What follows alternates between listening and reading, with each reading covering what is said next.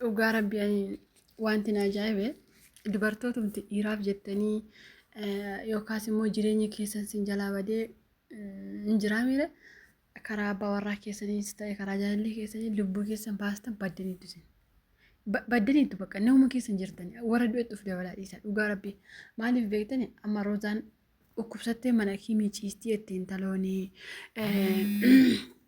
bira teessu kun. Naan taloon bira teessu kun akkas jechuu jirti. Roozaatiin deemnee gaafannaa nama Mustafaan maal jee beektani quuftee yoo dhugdee quuftee yoo qoricha dhugdee maaltu na ilaallati naanii jee. Dhuguma roozaan quuftee qoricha dhugde moo inni na amanuu dide jettee qoricha dhugde. Viidiyoo ishee keessatti maal jette na amanuu dide piraankiidha yaa Mustafaa jennaan waan kana sin dhaga'u naan jedhe ani immoo maqaan kiyya baduu akka hin barbaannee fi marti kana dhugee uf ajjeesuu hedaa maqaa rabbiitiin isin qabee yoo maatiin kiyya gumaa baafachuu barbaadan sa'idoon qarshiinsa akkanarra hin jirre akkatti beekuu qabdinete mucayyoon viidiyoo hojjette inni immoo deebisee maal jedhe Mustafaan immoo lakkii dantaa ishee dhugdee mana yaalaa ciifte. Ani abbaa warraa isheellee miti isheellee hin beeku. Mee dhuguma rabbii isiniin jedha. Jechuun baay'een keessan amma yoo koomentiin taane barreessitan amma fakkeenyaaf gara tokko yoo dubbadhee gara tokko illee yoo dhiise aniyyuu gara tokko hin dubbadhu malee har'a gara Mustafaa irraa bukkee kaasuu barbaada. Koomentii barreessitanii dhiistanii jalqaba Mustafaa Roozaaf hin ta'u. Dhuguma rabbii isiniin jedha.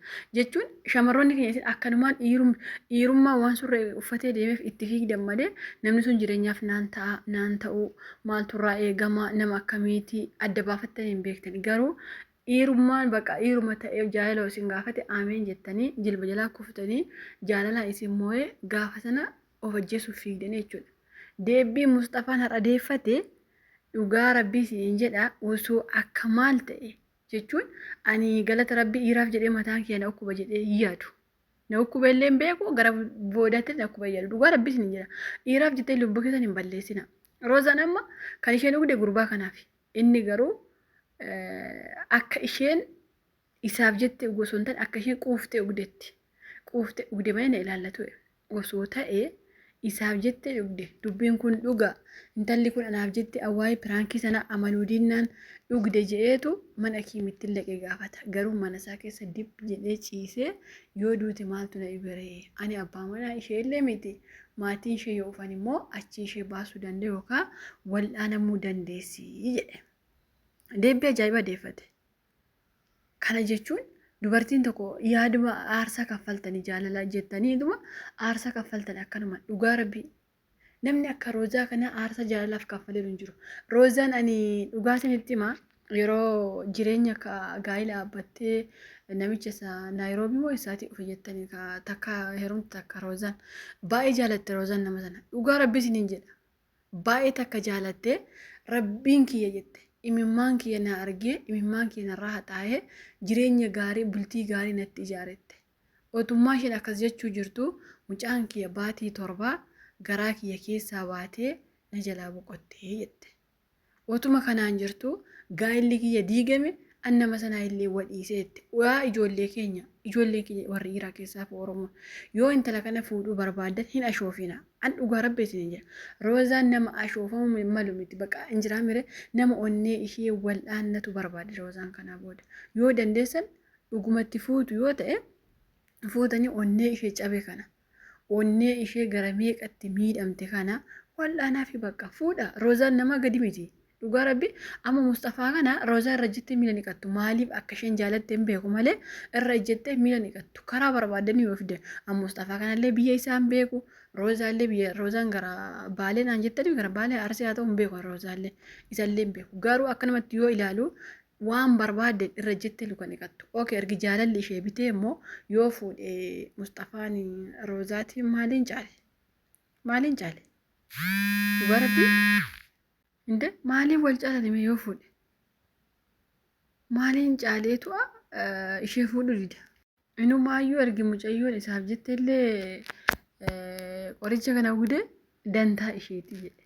amma garoozaan gaafa achii baatee fayyitee inshaalla hin fayyitii rabbiin ishee fayyisaa namni kana caalaayyuu jaari kaan isaatiin dhugee namni fayyee beeku jira dhugaa rabbiin argee beeka nama waan kana baay'insaan dhugee daddafanii mi'a garaa yookaan garaacha nama sana miicanii nama fayyee argee beekaan miidiyuma kanarratti jechuudha waggaa lamaan darbee dubartii wayii tokko gara amaara na fakkaatti waanummaa akka roozaan dhugde sana waan guddaa dhugde mucittiin sun dhugaa rabbii garaacha ishee kana miicanii fayyite daddafanii qaqqabanii jechuudha.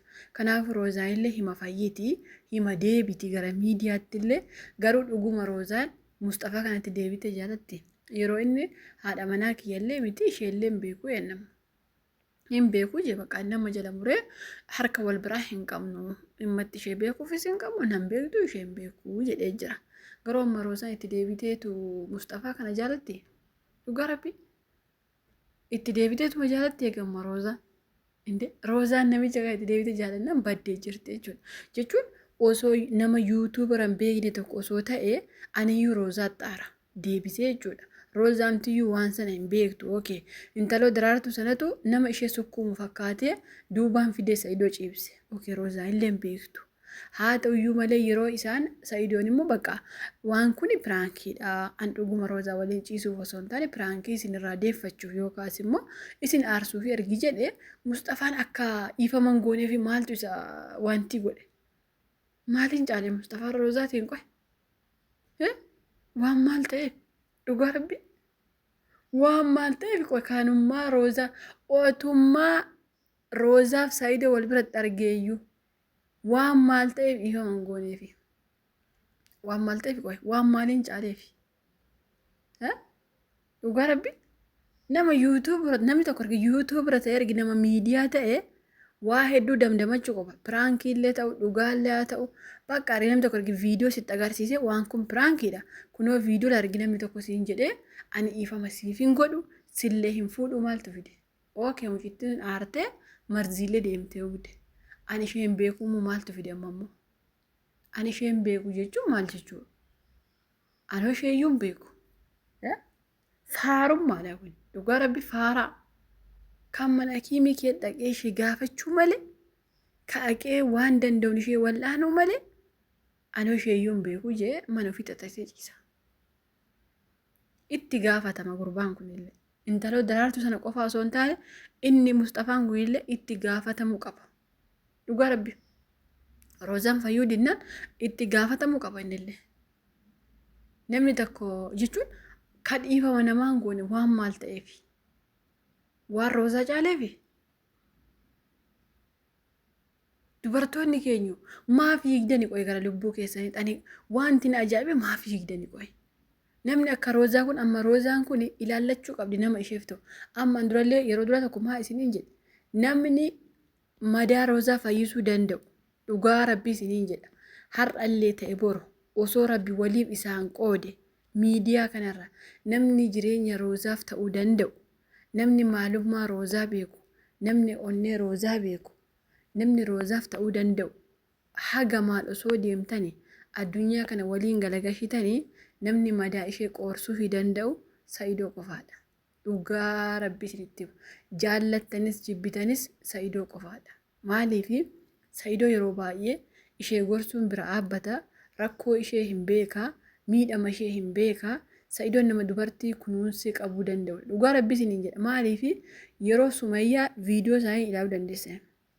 Jireenya ilma namaa kamuu akkasumatti sii gala namni jireenyaaf sii ta'u. Warri kaan garuu kaan roozaaltiin viidiyoo dalagachuuf kaan immoo roozaa sobee si fuudha jedheetuma onnee ishee kana cabsuuf kaan immoo akkuma ishee addunyaa kanarra badduuf haala adda addaa mijeessan dhugaa rabbi.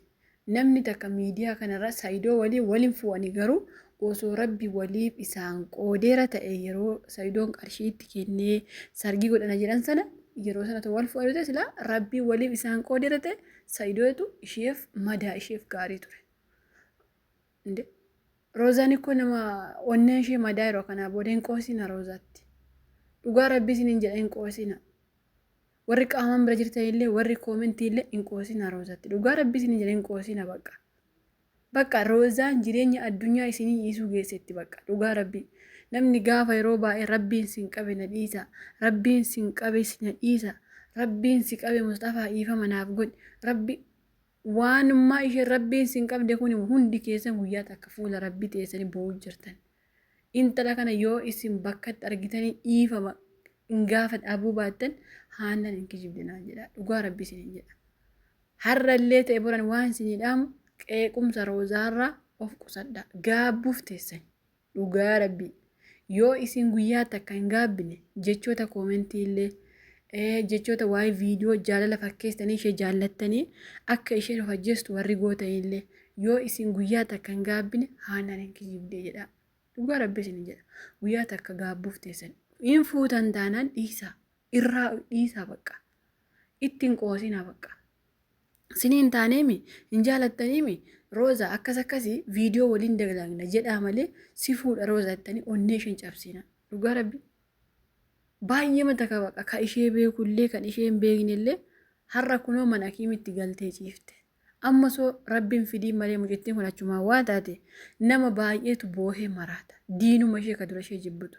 Kanaafuu rabbiin ishee fayyisu akka amantaa keessanitti kadhaafi rabbiin deebisee akka ishee fidu kadhaafi.